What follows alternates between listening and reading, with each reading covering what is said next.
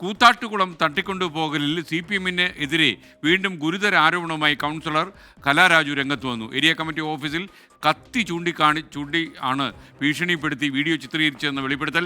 ഇനി പാർട്ടിക്കൊപ്പം ഇല്ലെന്നും കലാരാജു പറയുന്നു.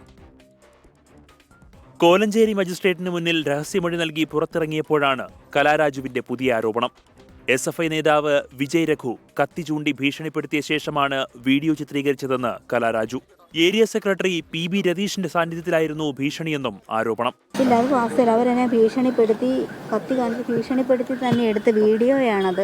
മക്കള് പുറത്തുണ്ട്, അവർ ഞങ്ങളുടെ കസ്റ്റഡിയിലാണ്, അവരെ കൊന്നു കളയുമെന്ന് പറഞ്ഞ് എടുത്ത വീഡിയോയാണത്. എനിക്കറിയാമായിരുന്നു അവരത് ചെയ്യുമെന്ന് എനിക്കറിയായിരുന്നു. ഞാൻ ഇതുവരെ സംരക്ഷണം നൽകാത്ത പാർട്ടിക്കൊപ്പം ഇനി തുടരാനാകില്ലെന്നും വ്യക്തമാക്കി.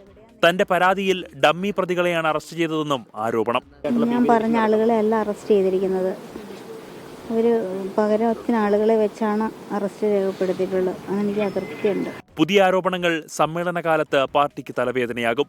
അതേസമയം കൂത്താട്ടുകുളത്ത് പോലീസുകാരെ ആക്രമിച്ച കേസിൽ DCC പ്രസിഡന്റ് മുഹമ്മദ് ഷിയാസിനെയും യൂത്ത് കോൺഗ്രസ് സംസ്ഥാന വൈസ് പ്രസിഡന്റ് അബിൻ വർക്കിയെയും പോലീസ് പ്രതി ചേർത്തു. ജാമ്യമില്ലാ വകുപ്പ് പ്രകാരമാണ് കേസ്. 24 കൊച്ചി.